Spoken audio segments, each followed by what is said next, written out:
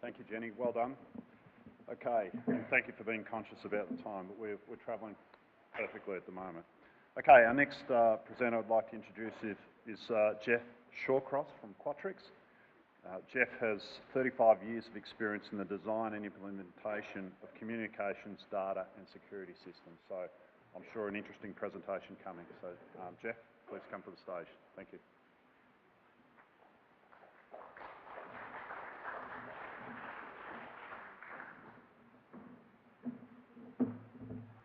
Okay, thanks Paul, and thank you for everybody for the opportunity to come and speak to you today. My brief is to give you a bit of information on security systems in the Strata buildings and how they potentially can add value to your block. A lot of you probably know some of these systems, but if you don't, there's certainly good value you can gain from combining different systems to give you increased value within the buildings.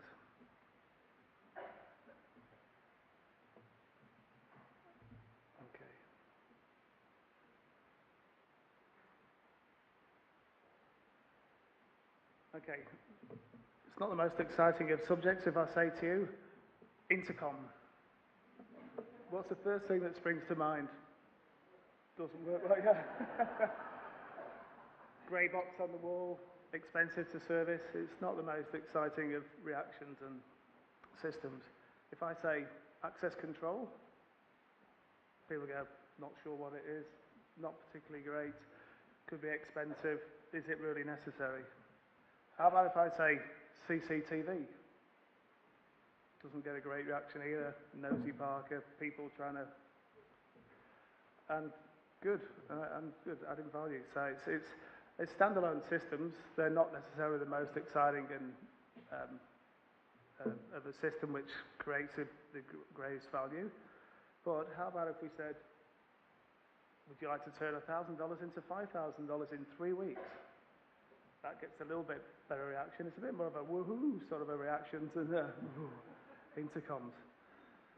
Okay, you've got a few choices on how you can do that. You could potentially head to the casino, maybe, put it on the horses, dabble on the Forex, sell your car, or invest in a Strata security system. I know where I'd go for. Okay. In order to do that, I think we need to look at a few of the issues within the Strata buildings, and I think Strata is a great place to live. You've got the communities, you can live in great areas, good travel locations. It's a really good place to be. But there's a few areas which there's risks which you need to control, mainly being the common spaces, the common areas of the building. They're the areas that everybody has to pass through every day. The areas where potentially people can come into the building who you don't want. Potentially things happen where you don't know what has happened within there. And as an EC, as a committee, it's got to be at your meetings one of the big concerns that you have of how do we manage these spaces? You've got garages, you've got garbage areas, you've got all sorts of areas that you need to control the risk, and as a role, your role is a risk manager. So all of these security systems can help you negate these risks or at least manage and control them. Okay, so the areas of concern I would say within the building is certainly theft of property from within the building to the residents or to yourself. Letterboxes is the flavour of the month, which I'm sure you're aware. Doesn't matter which part of Sydney you're in, letterboxes are always being broken into. Residence cages, things on display, they're a prime target again. Garage breakings, things being stolen from the foyer. They're areas which are hard to recoup the cost and certainly must be a concern to you all. Slips and falls, financial risk to the building, OH&S concerns. You've got to have a duty of care to the people and provide a safe environment for them to live. Risk of fraudulent claims, all of these need to be managed within the common areas of the building, and security systems again can help you here. The last and the worst and the areas that you don't want to happen is attack and robbery of tenants and residents within the building, and it's obviously that's a high concern and a great impact if that happens. These are all really, try and go back from there. These are all really negative aspects of community living, and it's just areas which are obviously a risk and that you need to manage and find a way to manage and control within the blocks.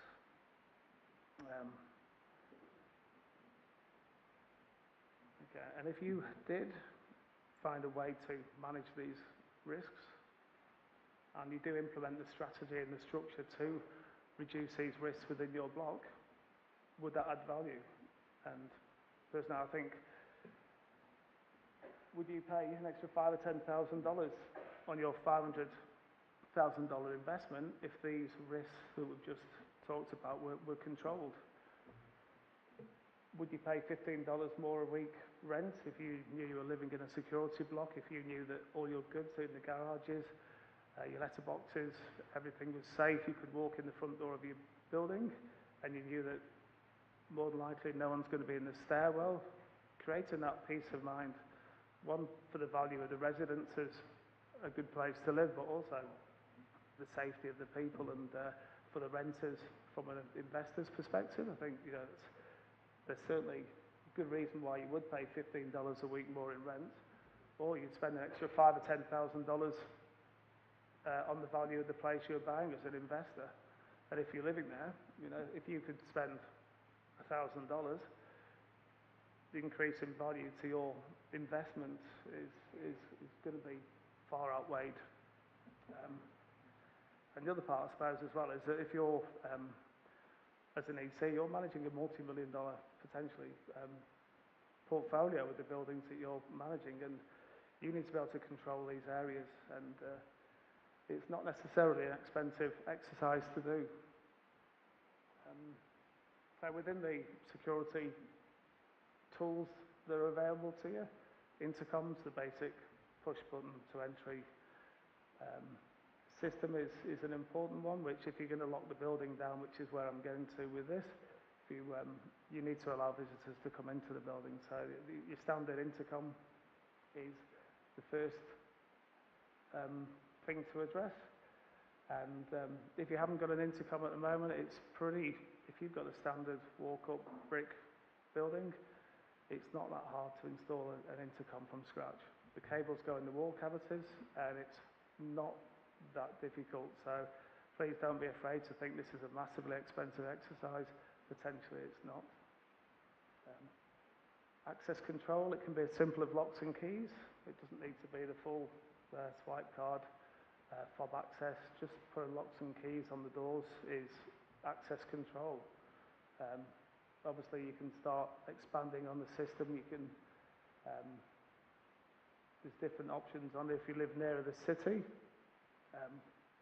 you have risks of people entering your garages and parking in your visitor spaces when they've already left the building, previous tenants.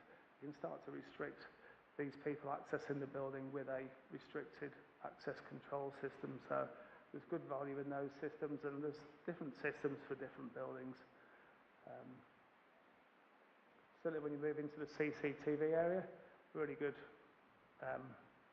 reactive service to allow you to see if something has happened within the building. They're roughly $1,000 a camera ballpark to install. They're not hugely expensive now, and the value that they give you is quite immense.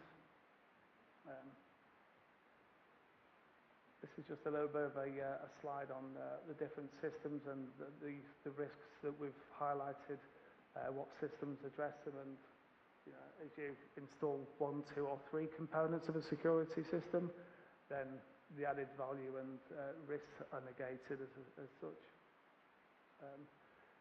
So how to turn your $1,000 into $10,000?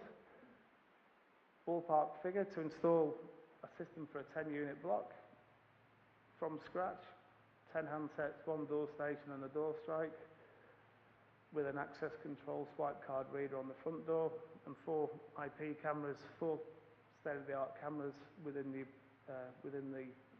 building as well. It's going to cost you $10,000. $1,000 a unit each. I think installing that within your building, that's going to increase the value and if you market it correctly as well, if you're selling the unit to say it is a security block, that you are the building has been locked down, I think that really helps the value as well. But it is a fantastic asset, you know, it's $500,000, $1 million apartment. If you can say you can live here and the common areas are being managed and controlled as well as you can be, that value is quite significant, and I think it's worthwhile expressing and communicating that as well. So that's really all I've got to say on that. So thanks very much for your time, and thank you.